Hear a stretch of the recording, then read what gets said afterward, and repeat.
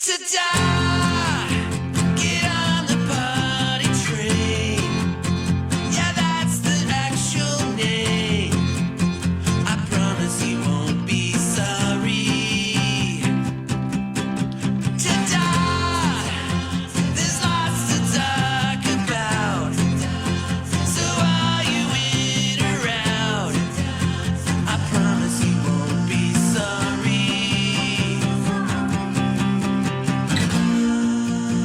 I promise you won't be sorry. All aboard! Hey, I'm Shelby. I'm Sarah. And I'm Melanie. We're the Party Train. This is the first episode of our brand new podcast, and we're focusing on, it's kind of like a 25 years theme. And we're tying it in with the 25th anniversary at the Bovine Sex Club and the 25th anniversary of a band from Calgary called Chixdiggit. So, of course, we recorded this episode at the Bovine with our friends in Chixdiggit, Boyd's, Rules, Penske File, and, of course, Daryl, who runs the Bovine. And this was really fun hanging out in the back room of the Bovine with all these guys and enjoying some really delicious Chixdiggit beer that recently came out. Thanks to Big Rig. Let's all raise a Chixdiggit beer by our sponsor for this first podcast, Big Rig. So cheers. Cheers. Hi, I'm Ben from Rules. Hi, I'm Chuck Coles from Rules and Chuck Coles, the band. United Snakes. I play in a bunch of different bands, too. I'm Alex. I'm from Penske File and Rules. Ooh, double whammy. Look at this guy. I'm Travis. I'm from the Penske File. Hi, I'm Daryl. I own the Bovine Sex Club. And I am KJ Jansen. I am the singer of the band Chixdiggit. Hi, my name's Andy. I play bass and sing in the band Boyd's. And Andy and I went to high school together. That's true. What else do you want to know? Where were you guys 25 years ago? Here. We opened January 2nd, 1991. And when we opened, there was 6 people here the first night. And I know almost 1,000 people now that say they were there that night. It's one of the running jokes of the club. 25 years ago, I was probably starting my first band. My first band was called Kingpin, and I played drums. I was also starting my first band. It was called First Defense. I was swimming strong towards my mother's uterus. That's what I was going to say, fighting around in my dad's balls. And What year was that? Was that 1991? It's 91, yeah. Okay. I was in Calgary, Alberta, and yeah, not really doing much, and thinking about starting a band. Hi, yeah, that's very interesting. I too was in Calgary, Alberta, in high school, probably thinking about starting a band as well. Give us another question. Oh boy. How has the music industry changed in the last 25 years? Is that right? From my point of view as a club owner, Yeah. 25 years ago, the music industry had huge parties here and huge budgets to have fun. And they would come in and put on showcases with 5 of their bands from Warner or Sony or baby bands they're trying to develop, spend cash, treat people well, fall in love with the club, start a relationship, do stuff, have concerts in the park with me catering. Like it was a different thing, and now they don't spend any money. They literally say, do you have a slot at 9 o'clock that we can throw a band on? We can bring a few people. And I still do it, of course, but I'm not mad at them. It's just they don't have money because people are downloading stuff for free. Hopefully they're buying more vinyl again, and they go to way more concerts. So we're also competing now with way more concerts because bands need to tour and make money all the time now. So you can't just not show up. So now there's twice as many venues and twice as many big venues competing with us for everybody's entertainment dollars all the time. It's funny, the last bunch of years, I just have kind of stopped paying attention to sort of what is going on. And I think I just sort of go from what I see when we play. And it seems to me that the bands we're playing with are, this is KJ from Chixdiggit, by the way. I don't know if well, I didn't know who it was. So I look out into the audience and I see that it seems like people are having more fun at shows now, and it's a lot more I think if a person shows up to your show, there's all this music nowadays, right? Let's just start from there. There's music everywhere, and people are just kind of grabbing it for free. And so there's really, there's less reasons for people to come to your show. So it's actually more, it means more that somebody actually comes to your show. But I'm looking at the other bands that we play with, the bands that are starting up with the younger the kids these days, and they seem to be a lot more accepting of other styles of music. They're a lot more open, and they're a lot, I'd say, more hardworking.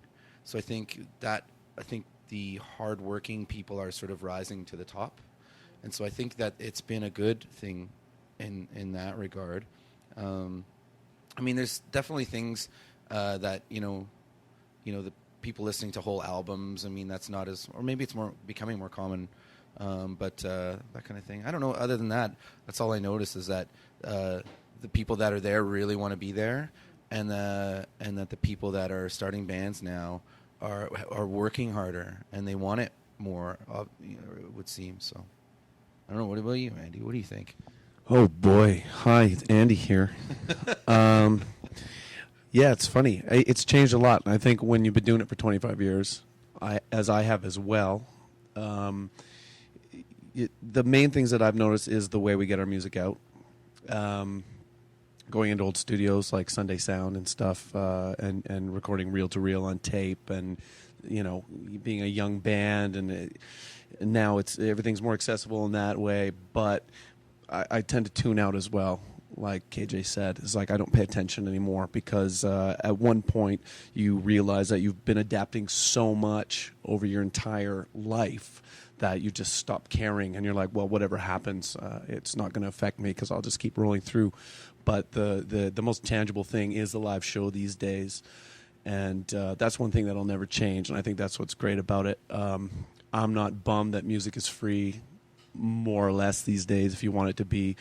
Because people want what they want, and people are buying vinyl again, which is pretty much how I got into this at the beginning, like taking the bus downtown, going to Attic Records and buying records, and that seems to be a thing again. So that classic shit will never die. The important stuff is still very much, important stuff to music fans. So I don't know, man. Let it change. Let it all just change forever. And good bands will be good bands, and kids are always going to work hard to be a great band and want to be like the bands that they look up to. So the Bovine for me is been much more than just a venue. It's a hub of our community, and where we all feel comfortable. It's rock and roll cheers. And so I'm wondering if you would all like to take a turn speaking about that in terms of it being a hub, and also perhaps addressing where you've been other places in the world that have a similar type of integral to the community, punk rock and roll community, that you feel at home. Okay. I think so coming here for sure, I definitely felt welcomed, and I didn't feel judged. Especially being like someone who's put a lot of heart and effort into the punk rock community. There's something where you feel comfortable and you can be yourself. And you don't have to be. This was a place that definitely nurtured that. But there's like when you leave here, no matter where I go, and I've been fortunate enough to tour a lot of the world, I find so many different people that will know about this place, and this is like the punk rock CBGBs of Toronto. Of Toronto, yeah. Like of Toronto, this is Canada. Of Canada, 100% though. Like it's, and like you said, it's the punk rock cheers, or like rock and roll cheers, and there's so many different walks of life that come through, and everyone's welcome, and it's never been, it's a great spot. When I was just in Germany, and that was my first opportunity to be out there, and I went to it. Someone was like, "Hey man, you got to come down to this place." I walked in and I'm like, "Fuck man," it's like I can't escape this place. Like no matter where people take me to the same place with the same kind of heart, and I think that this place lives in a lot of different areas. Like the vibe and like the. Which city were you? I can't explain just to help out. Wild at Heart. Wild at Heart, yeah. Yeah, I know. Wow. So Daryl knows, like at Wild at Heart, like as soon as I got like a day off, I'm like, show me something. And they took me there, and I walk in. I'm like, it's a fucking Bovine. I'm like, I'm there all the time, you know. And I'm like, but then I go in, I'm like, sweet. And they still like that place carries the same heart as this spot, you know. Like the people that work there, it's still the same kind of vibe. Except for instead of Thundercats, it's Shiza videos. Yeah. Thundercats, oh. Yeah. But this place does live in a lot of different areas in the world, you know. And but, yeah, I hope that answers the question. What's the question again? Yeah, totally. I think for me, I've been to a lot of like cool punk venues and stuff like that. I don't think I could ever answer that question fairly because this is like the Bovine the Bovine's just like that's ours, that's our home. So like, although there's like I've been to tons of great cool venues, it's never like it's never going to be the same because I mean there's definitely wonderful people in all different punk rock communities, but this has always been our place. So I don't think I could answer that question fairly, but you know, to answer the other part of your question, that for me like really makes this place special, like say like maybe 10, 11, 12 years ago when I was touring heavy and I didn't really have anywhere to go. I remember I was in the doghouse or something with my girlfriend who lived up Queen West, so I was in town all the time and I lost my wallet and I was lugging around luggage. And I didn't know where else to go, so I came to the Bovine, and I said, like, I kind of knew Daryl then because I was playing there. Like, we're, you know, good buddies now, but, you know, like, then it was still a little fresh. We were still in the fingering phases. We hadn't quite fucked yet. I'm just kidding. But no, he came, like, I came in, I was like, I didn't know what to do. I sat down at the bar, and Daryl just cracked me out $100. He's like, there you go. Like, you lost your wallet. That'll tie you over. Just pay me back whenever you can. I don't know if I ever did. But it was sub like it was that's fucking crazy. I mean, it was a venue owner who put his money where his mouth is. As far as like, he's not only here to help out, you know, the kids who are playing the stage. He's there to help them out in tough situations too, and that's a fucking huge family vibe. So I don't think anywhere in the world, personally, for me, will ever be as I don't know what the word I'm looking for, but matters much to me as the Bovine. Okay, so let's talk about some of our favorite Bovine memories now, starting with you, Daryl. I don't know. Here's a funny story. We're in the back room, and it used to be a smoking room. The whole place 25 years ago, you could smoke in here. So if you can imagine, you're looking down the Bovine now, because we're in the back of the Bovine. Everyone cue that visual who's listening to this podcast. We're in the back room. We're looking down the Bovine. There was a 3-foot or 4-foot purple haze of smoke all around the building. Not a smoke machine, cigarette smoke. It was amazing. There were bartenders behind the bars in bra tops and hot shorts with cigarettes hanging out of their mouths, serving you drinks. Ashtrays everywhere on the bar, ashtrays on the back bar, ashtrays in the washroom. And then we had to make a smoking room. And the reason that segue brought us to the smoking room, where we are now, is that we used to have this customer who come in. He used to play in his band called The Clash. His name was Joe Strummer. But not when The Clash was around. I met him after in the Mescaleros, and he toured with the Pogues once. And he used to sit in the stadium seats for back here, and, you know, like every other fucker from England, he rolled most of his cigarettes with 20% marijuana in them. I'm like, Joe, I really like that you hang out in my bar when you're in town, but you can't smoke dope in here. He's like, I'm not smoking dope. I'm smoking rollies. I'm like, fuck off. I used to have to drag him downstairs so he could smoke dope, which was, oh, did I say that on the radio? I used to drag him outside to smoke dope. But that was one of my favorite memories, was kind of hanging out with him and a few guys like Marilyn Manson and Josh Homme, like guys who were so chill, they just came to the bar because they liked the bar. Those are the kind of memories where you meet people who, in the beginning of their careers, they don't have, well, Joe had he was a big guy back then, but people that come here, Marilyn Manson used to just sit there by himself, no makeup on, every time he came in with a girlfriend. He always brought a girl, ladies' man, and just people didn't bother him, nobody bothered him. They just sit around and relax in the Bovine because it's rock and roll cheers. So those are my favorite memories, without getting crazy.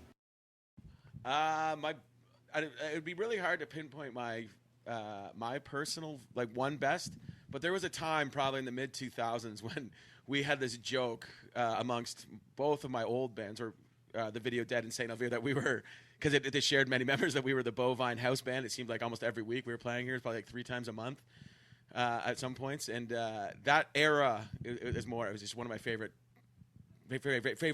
times of my life. Like, just always being around here. The staff here was great. I mean, it was Greg Wolf was kind of like doing all the booking and stuff like that, and he's a dear friend. It was just a really cool era, and it really, really got me into this kind of this scene and stuff like that. So I mean, I have many party stories I can tell. It would probably embarrass everybody in this room. But okay. Well, so one time I'm in the bathroom, and I suffer from IBD. And I can't believe I'm going to tell this story in front of Daryl, but I shit my pants. And I didn't know what to do. And so I was in a panic because I shit my pants. And I on my face. And I hid, I'm so sorry, Daryl. I hid my dirty boxers in the fucking top of the toilet because I didn't know what to do in panic state. There's people out there. I was going to put them in the garbage. And I had shit all over me, and I left to my girlfriend's house. Ta-da! I'm so sorry, dude.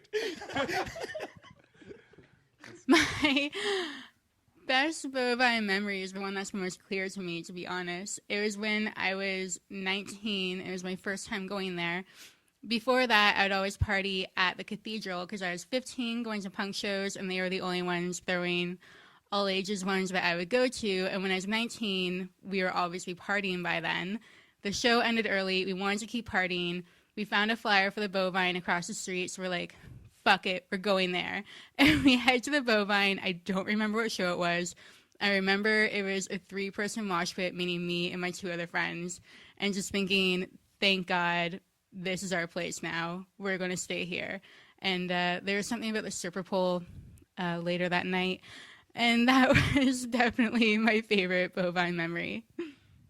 I don't actually remember most of my Bovine experiences because that's what you do at the Bovine is you drink a lot.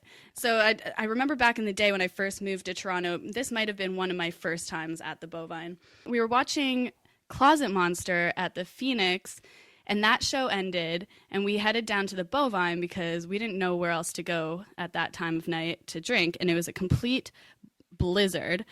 And we walk in, and there's a few of the members of Against Me just sitting at the bar, and the bartender was feeding them free drinks, and they couldn't handle any more, so they kept giving it to me and my 2 friends. And we got so wasted that we ended up jumping on Andrew, I think it was, the big guy in Against Me, outside the Bovine. We would run and jump, and he would catch us, and we thought that was so fun, so we would do it like 2 at a time, and he'd run and jump, and he'd catch both of us, and we're like, this is awesome, and in the middle of a blizzard. And then we decided to just keep rolling on the hoods of cars, like we were like in a cop movie or like something. And then an alarm went off on a car, and a guy ran out of his apartment and started yelling at us. And we took off down the road, yelled back goodbye and thanks for the drinks, and then just like kept running. I also have many Bovine memories. So to narrow it down and to figure out one that is appropriate to share is definitely a challenge. But one of them is the same night that Sarah's talking about, and it was when Against Me played at the Bovine, and Rob, who worked with me at the time when we were doing Fat Records Canada exclusively, we were so happy that one of our bands was playing the Bovine, and it was so special to have Against Me play that room. And we were in the middle of the dance floor, and we didn't want to lose our spot, but I could smell something really horrid, and I asked Rob what that smell was, and I guess he needed to puke, and he didn't want to go to the washroom, and so he puked in the sleeve of his shirt and then buttoned up his collar or his wrist button. What would you call that? The button on his wrist, cuff. And so every time he lifted his arm, I was smelling his vomit down the sleeve of his shirt. But so that was a good memory, and you know, it was just sort of attached to the joy that we felt having that wonderful band play that wonderful club. Oh, I should also say, as far as Chixdiggit, that BJ was there that night with Mark from Closet Monster, and it was the first time I'd ever met BJ. Ta-da! So where do you see yourself in 25 years? Oh, Jesus. Hopefully not dead. I will be under the ground. Oh, no. Daryl's going to outlive all of us. No doubt. He still looks young. Yeah, it looks better It's than unbelievable. Plan on being in a different band. Bigger, better. I'll be doing Are you planning to have enough money? Open mics every Monday, trying to build a community out here. Singer-songwriters every Monday. come out. Starts at 10. Don't fuck around. Let's do this every Monday. Skipping storms. Every Monday. No one can top that answer. That fucking wins. That's a tough question to answer. I'm gonna have a dog. Yeah, I see a dog in a lake. The dog in the lake. 25 years, I'll be close to 65. So Where are you gonna be when you're 65? I don't know. My balls will be in the toilet. yeah, Hopefully. Second. having 8 a.m. heart-to-hearts with each other. Remember when you shit? Remember when you had teeth? 25 years. I don't know. That's the real answer. Thank you for hopping aboard the party train. Until next time, chugga chugga chugga chugga chugga. Ta-da!